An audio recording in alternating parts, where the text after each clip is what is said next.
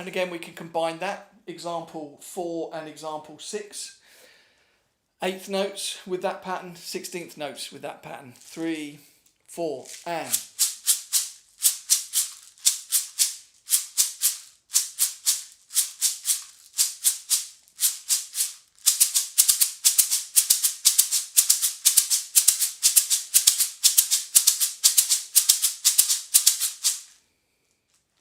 Then we can start to look at groups of 3. So for example, at the moment, we've got groups of 2. But if we made that slightly longer, tuck, tuckadina, tuck, tuckadina, tuck, tuckadina, tuck, and we use the same idea.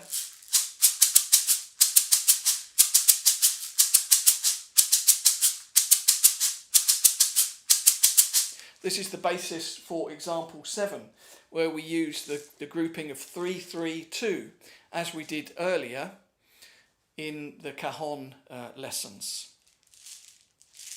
1, 2, 3, 1, 2, 3, 1, 2, 1, 2, 3, 1, 2, 3, 1, 2.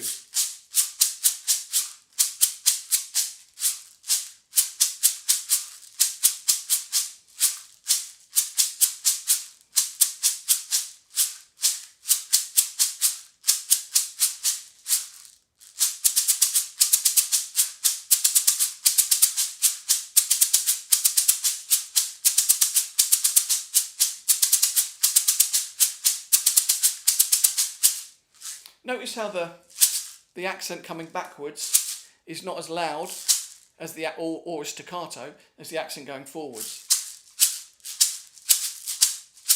There's just that little bit of decay when you get the backwards accent. Now let's do the final example, which is a version of example 7, but instead of tut tut at the end, we have takadina. So we fill in those 2 8th notes and make them into a group of 16th notes. And notice how that I'm accenting the groups of 16th notes at the end.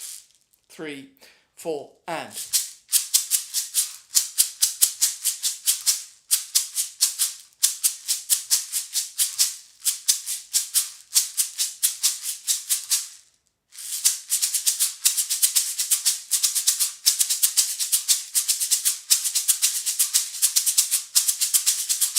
So these little patterns that you know are seemingly very easy conceptually to get together, they take a little bit of time, but it's not that complex and can really add a lot into a recording or a mix or a track, or even doing something live, mixing that in with your drum set playing.